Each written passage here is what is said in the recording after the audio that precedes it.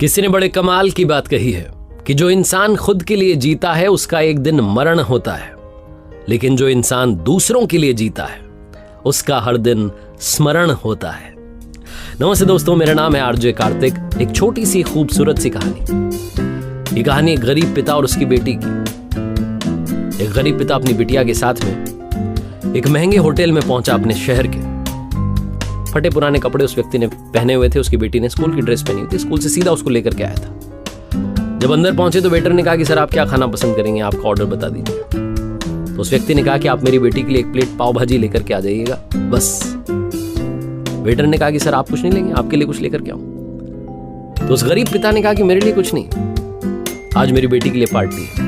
मैंने इससे वादा किया था कि अगर आप पूरे जिले में 10th क्लास में टॉप करोगी तो आपको मैं पार्टी दूंगा, सबसे महंगी होटल में आपको पाव भाजी खिलाऊंगा, तो आप बस बच्चे के लिए पाव भाजी ले आओ। ये बात जब वेटर ने सुनी तो दौड़ करके अपने होटल के मालिक के पास गया और जाकर कहने लगा कि सर एक छोटी सी दरखास्त है, आप मेरी सैलरी में से पैसा काट लेना, लेकिन आज मैं चाहता हूं कि जो बच्ची वहां टेबल पर बैठी है उसके पिता के साथ में उसके पिता को भी एक प्लेट पाव भाजी खिलाई जाए। उस बच्ची ने पूरे जिले में टॉप किया है सर, गरीब पिता है, ज्यादा पैसे नहीं होंगे इसलिए कहने कि बस बच्ची के लिए ले आओ, तो मैं चाहता हूं कि मेरी तरफ से उन अंकल जी को भी खिलाई जाए।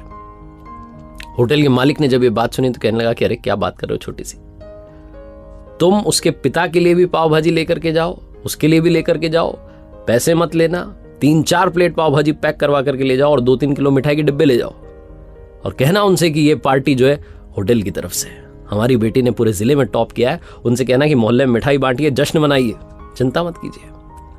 जब ये बात होटल के मालिक ने कही तो वेटर खुश होते हुए गया। उसने कहा वाह क्या बात है, कितने अच्छे मालिक के यहाँ पे नौकरी कर रहा हूँ, कितना अच्छा बंदा, दिलदार बंदा है।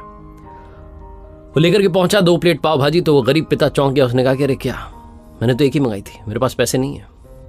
वेटर ने कहा सर शर्मिंदा मत कीजिए, हमारी तरफ से आपकी बेटी ने, हमारी बेटी ने टॉप किया, ये मिठाई के डिब्बे 3-4 प्लेट पाव भाजी और पैक कर दिया, आप लेकर के जाइएगा, जश्न मनाइएगा। पिता और पुत्री खुश हो गए। कई साल इस बात को बीत गए।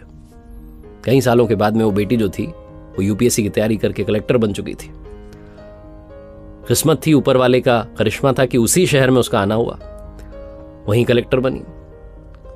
तो उसने सूचना पहुंचा दी उस होटल में कि मैं आने वाली हूं लंच करने के लिए, कलेक्टर मैम आने वाली हैं। होटल का मालिक जो था उसने वो पूरी होटल सजा दी कि मैम आने वाली है, कलेक्टर साहिब आएंगे।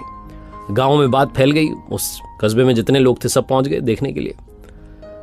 कलेक्टर पहुंची अपने साथ में अपने पिता को लेकर के।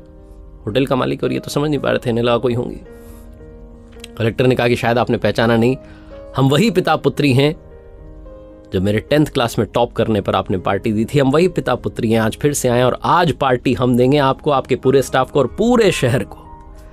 आपने गरीबी का सम्मान किया, आपने उस दिन जो पार्टी दी मुझे बताया कि मुझे कितनी और ऊंचाई तक पहुंचना है, कितनी और बड़ी मंजिल को छूना है। आपने एक नई प्रेरणा दी थी और आज मैं उसी प्रेरणा का एहसान चुकाने के लिए आई हूं। वो जो मैडम थी कहती जा रही थी और आंखों से आंसू बहते जा रहे थे।